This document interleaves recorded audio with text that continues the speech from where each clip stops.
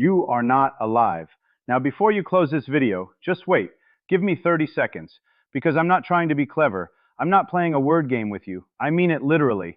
And by the time we're done here, I think you'll mean it too. Here's the thing. You use the word alive every single day. You feel alive.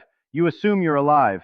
But if I asked you right now to define it, to tell me exactly what alive means and where it lives in you and what it's made of, you'd hit a wall, fast.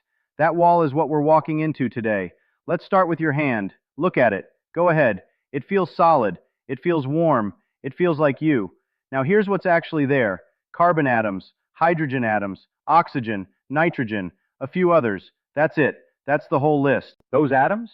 They're the same atoms that are in the rock on the ground outside. The same atoms that float in the air. The same atoms that were inside a star that exploded 5 billion years ago before our solar system even existed. The atoms didn't change. They were never alive. They're just atoms, tiny, blind, following the rules of physics the way they always have. No preferences, no awareness, no sense of being anything at all. So here's the question I want you to sit with. If the ingredients aren't alive, if every single piece of you taken apart is just ordinary matter, then where does alive come from? Because you feel like something, and your atoms don't. That gap right there, that's the mystery. And it's deeper than almost anyone talks about. Think about what you're made of over time, not just right now, over time. The atoms in your body are not the same atoms that were in your body 7 years ago. Most of them have been replaced. The carbon cycles out, the hydrogen moves on, you eat, you breathe, you shed cells, and new material comes in and gets arranged into the pattern that is you. The atoms in your left hand may have been inside a dinosaur, before that in an ancient ocean, before that in a cloud of gas drifting through space between stars, and they'll leave you too. They'll go on to something else after you're gone. So you are not your atoms. You can't be. They keep changing and you stay you. What you are is a pattern, a shape that matter flows through, not a fixed collection of stuff. Here's the analogy I keep coming back to. A river.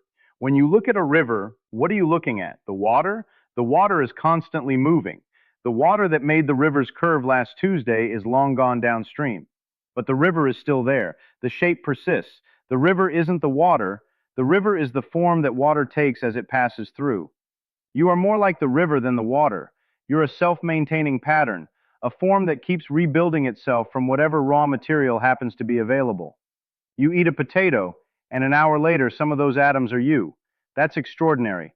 We say it casually, I had lunch, and we completely glide past how insane that actually is. Now, people hear this and they say, okay, so the body is just a machine, a very complicated machine. Fair enough. Let's follow that. A machine is made of parts. It performs functions. It uses energy. So does your body. But here's where the comparison starts to fall apart. A car engine doesn't fix itself when something breaks. A thermostat doesn't build a second thermostat next to itself. A machine doesn't take raw materials from its environment and grow. Living things do all three, and they do it constantly. Your body right now is repairing microscopic damage in your DNA. It's replacing cells that wore out. If you cut your skin, something begins knitting it back together, automatically, without you deciding anything. Here's the physics of why this is strange. The universe, left to itself, moves toward disorder. Heat spreads, structures break down, things fall apart. That's entropy, and it's not a suggestion, it's a law. The universe runs in that direction. Life runs the other way, locally, temporarily. A living thing takes simple, disordered materials and builds something highly organized out of them. It fights entropy with energy, constantly, for as long as it lives. The moment it stops fighting, the moment the energy stops flowing through the pattern, it dissolves, it decays. The river dries up, and the atoms scatter again. So life isn't just complexity, it's active complexity. It's a process of continuous organization, powered by energy, maintaining itself against the constant pull toward disorder.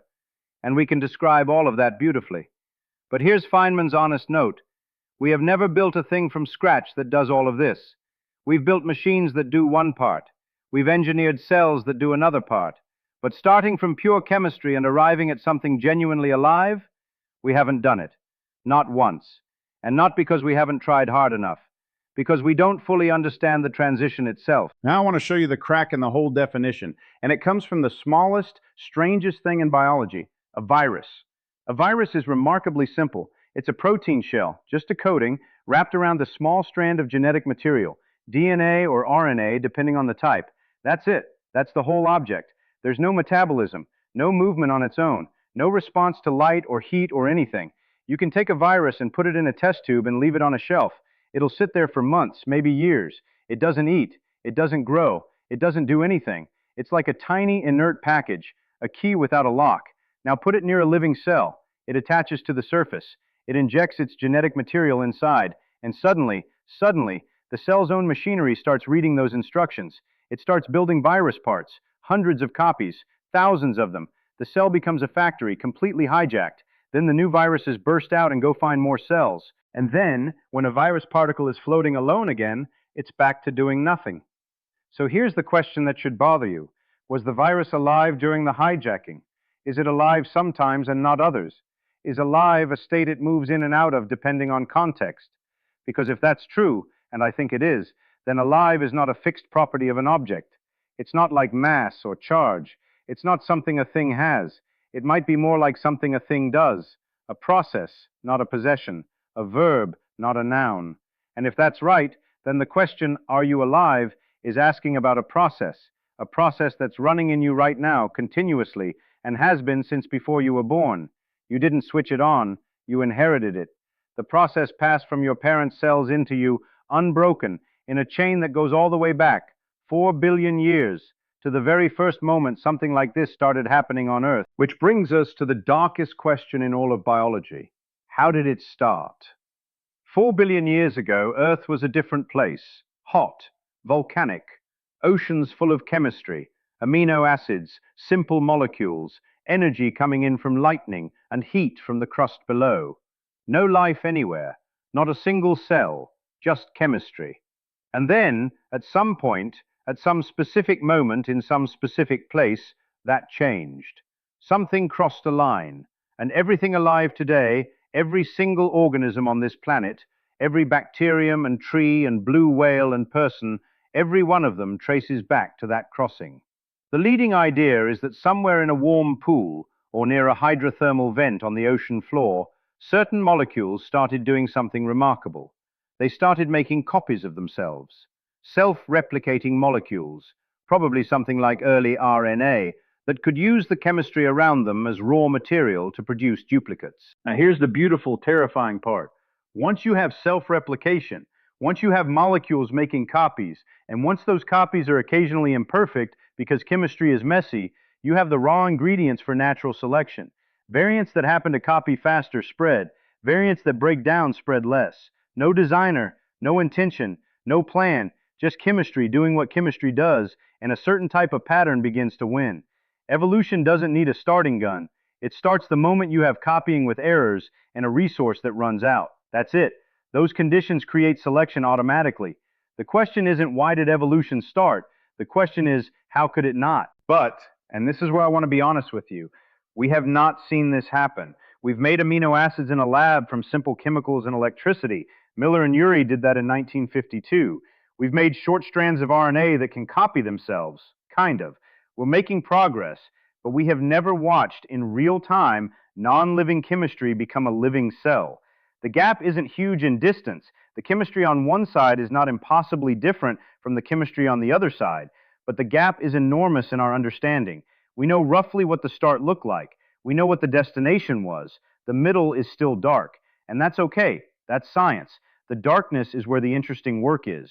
So now we've got self-replicating molecules. We've got evolution. We've got, over billions of years, cells with membranes, cells with nuclei, multicellular organisms, nervous systems, and eventually something happened that changed the nature of the question entirely. Awareness showed up. Not just response. Plants respond to light. Bacteria swim toward food. Response is everywhere in biology. I mean something different.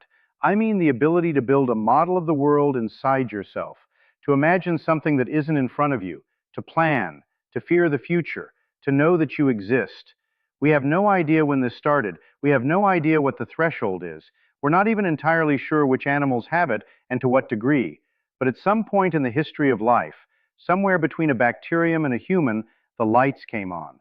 Something started experiencing, not just processing, experiencing. Here's the technical name for the problem. the hard problem of consciousness. And it's called that for a reason. The easy problems, which aren't actually easy, they're incredibly hard, are about explaining how the brain processes information, how it perceives, decides, responds. Those are hard, but they're the kind of hard we know how to attack. We can, in principle, build a complete map of every neuron firing and draw a line between input and output. The hard problem is different. It asks, why is there something it feels like to be you? Why, when light hits your eyes and your neurons fire and your brain processes the signal, why is there an experience of seeing red? Why isn't it all just processing in the dark? A computer processes information. We don't think there's anything it feels like to be a computer. What's different about you? We don't know. I want to say that clearly because people sometimes gloss over it. Neuroscience has made extraordinary progress in understanding the brain, but not a single experiment has ever found the experience. We can find the correlates, the brain activity that happens when you see red. We cannot find the redness. The experience itself isn't in the scan. The atoms are still just atoms. The neurons are still just electrochemical signals. The pattern is still just a pattern. But now the pattern is wondering about itself. It's generating questions. It's feeling things. It's afraid to die. How did the pattern learn to be afraid? So let's pull back and look at what we've actually said. You are made of atoms that are not alive and have no idea they're part of you. Those atoms are arranged in a pattern, a self-maintaining, energy-hungry, entropy-fighting pattern that keeps rebuilding itself every day. That pattern has instructions encoded in it, instructions that were copied from your parents and from their parents in an unbroken chain going back 4 billion years. That pattern in you has developed the ability to model the world, to imagine the future, to feel wonder and fear and love. None of those layers by itself is you. The atoms aren't you. The pattern isn't obviously you. The consciousness is something we can barely describe, let alone locate. And yet, here you are. The word alive is covering all of this.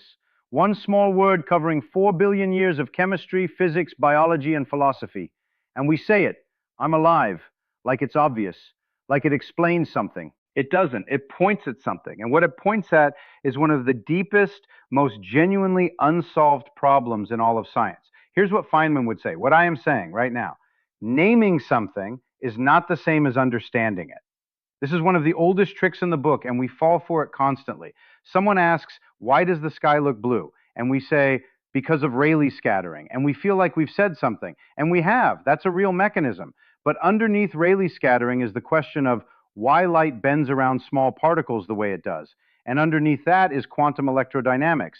And underneath that are questions we still can't answer. The word alive is the same. We say it and we feel like we know what we mean. We don't. We know what we're pointing at. We can describe what happens. We cannot yet explain why there's an inside to it, why being alive feels like something rather than nothing. And here's what I want to land with you. Because I could end this by saying, isn't science amazing, and we'll figure it out eventually and leave you feeling vaguely satisfied. But that would be dishonest, and I think you deserve honesty. We might figure it out. The origin of life, we'll probably make major progress on that in the next 50 years. Consciousness, that one might take much longer. Some very serious thinkers believe the hard problem may never be fully solved within our current scientific framework. Not because science is wrong, but because experience might be the kind of thing that can't be fully explained from the outside. You can describe every physical process in the brain, but who's doing the describing? And are they included in the description? That's the loop. That's the wall. And I find it beautiful, not frustrating, not depressing, beautiful. Because think about what this means. The universe has been running for about 13.8 billion years. For most of that time, all of it really, there was just physics, particles, forces, expansion, energy spreading through space, no one watching, no one wondering, nothing to wonder. And then, on one small planet, around one ordinary star, in one unremarkable galaxy among hundreds of billions, the universe made something that could look back. Matter arranged itself into a shape that asks questions about matter. Energy organized itself into a form that wonders where energy came from. You are not alive in the way you thought you were. You're not a solid, fixed, living thing. You're a temporary arrangement of ancient atoms running a 4 billion-year-old process, hosting something we cannot explain, experience, that looks out through your eyes and wonders what it is. That's not a smaller idea than I'm alive. That's a much, much larger one. And the fact that you're uncertain about it, the fact that you don't have a clean answer, that the question sits there open and unresolved, that's not a failure. That's the most human thing there is. To sit in front of a genuine mystery and not flinch away from it. You can move atoms with your thoughts. Right now, you decide to raise your hand and matter moves. We have a description of how the neurons fire and the muscles contract. But why did you decide? What is the you that decided? Where does a decision live inside a physical brain?